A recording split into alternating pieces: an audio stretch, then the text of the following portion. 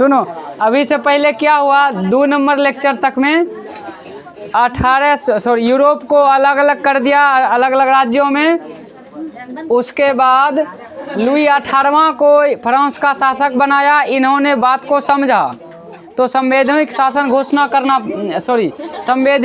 संवैधानिक घोषणा पत्र जारी करना चाहा, जिसके वजह से 1830 की क्रांति हुई। यानी कि फ्रांस में वियना व्यवस्था के तहत, वियना में जो सम्मेलन हुआ था वो व्यवस्था के तहत वहाँ के राजा लुई 18वां को बनाया।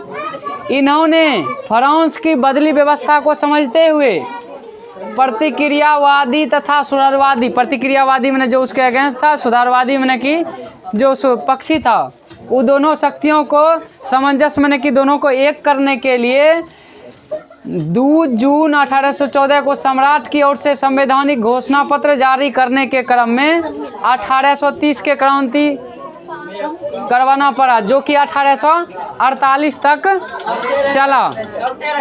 हाँ, 1830 की क्रांति आखिर है क्या, वही होगा, लड़ाई करके संवैधानिक घोषणा पत्र जारी करना चाहेगा लेकिन नहीं करने देगा। तो इसके विरुद्ध है चार्ल्स 10वां, एक निरंकुश और प्रतिक्रियावादी शासक था जो कि अच्छी बातों को नहीं माना करता था। इन्होंने राष्ट्रवादी भावना को दबाने के लिए, जो भी राष्ट्रवादी था, अपने देश के प्रति प्रेम जागृति करना चाहता था, उस भावना को दबाने के लिए वहाँ के प्रधानमंत्री पोलिग्निक को बनाया।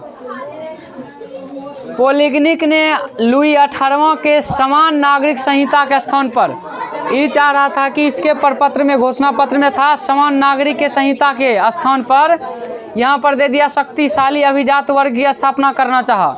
माने कि जो भी शक्तिशाली है उसको विशेष दर्जा देनी चाहिए और उसको अलग में रखनी चाहिए और विशेष अधिकार से विभूषित करने का प्रयास किया। मैंने उसको चाहा कि अलग कैटेगरी में रखें, उसका अलग इज्जत हो, सम्मान हो, करने का प्रयास किया।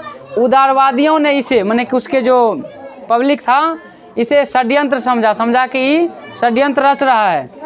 तब इसका घोर विरोध किया और जो विरोधियों को, विरोध करने वालों पर 25 जुलाई 1830 को 4 अध्यादेशों द्वारा गला घोटने का आदेश दिया, उसका जो प्रधानमंत्री था, मुख्य आदमी,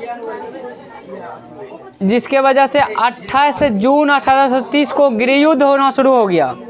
इस गृहयुद्ध के बाद 2 दिन के बाद इसे ही कहा गया जुलाई 1830 की क्रांति, जो कि देखो जुलाई 1830 के 25 जुलाई को गला घोटने का आदेश दिया है, इसलिए गृहयुद्ध होना शुरू हो गया।